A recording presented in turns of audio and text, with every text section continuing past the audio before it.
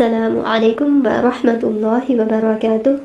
سنو پیاری، اگر اب اللہ کے راستے کو چنا ہے نا تو اپنی پرانی زندگی بھول جاؤ۔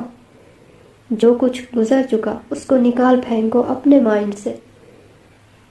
اب اللہ نے تمہیں اسپیشل کر دیا ہے۔ اب تمہارے ہاتھوں میں قرآن تھما دیا گیا ہے۔ اس کتاب کو مضبوطی سے پکڑے تمہیں مسلسل کوششیں کرنی ہیں۔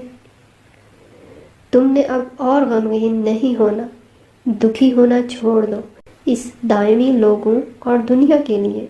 بس تم اب مطمئن ہو جاؤ کہ تمہارے ساتھ تو اس جہان کا رب ہے۔ وہ ہے نا، تمہارے لیے کافی ہو جائے گا۔ اگر اس رب کی راہ میں تکلیف سے دوچار ہونا پڑتا ہے، بہترین صبر کرو۔ اللہ صبر کرنے والوں کا اجر کبھی بھی ضائع نہیں کرتا۔ صبر کرو اور اپنے ارد گرد دیکھو، کچھ ایسے بھی لوگ ہیں جو رب کی کتاب سے نہیں جڑے اور پھر تکلیف میں ہیں۔ جانتی ہو، ایسے بھی لوگ ہوا کرتے تھے جن کو اس صراط مستقیم کی راہ میں ہم سے زیادہ تکلیفوں کا سامنا کرنا پڑا تھا۔ اور شکر کرو نا کہ تمہیں صحابہ جیسا کچھ بھی سہنا نہیں پڑتا، اور اس راہ کا انتخاب کر ہی لیا تو اب شکوہ کیسا؟ مسکراؤ کہ زندگی ابھی باقی ہے، جنت کمانے کی مہلت ابھی باقی ہے۔ زندگی میں سکون اپنی مرضی پوری کرنے سے نہیں بلکہ اللہ کی مرضی پوری کرنے سے آئے گا۔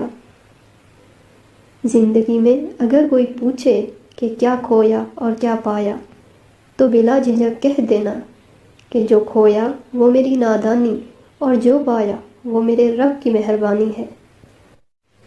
اللہ تعالیٰ قرآن پاک میں انسان سے کلام کرتے ہیں، اس لیے تو اسے کلام پاک کہتے ہیں۔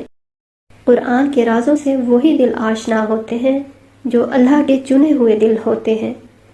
اللہ تعالیٰ ہر انسان کو قرآن سے نصیحت کرتا ہے، مگر عقل والوں کے علاوہ کوئی سمجھ نہیں پاتا اور نہ ہی اس نصیحت کو قبول کرتا ہے۔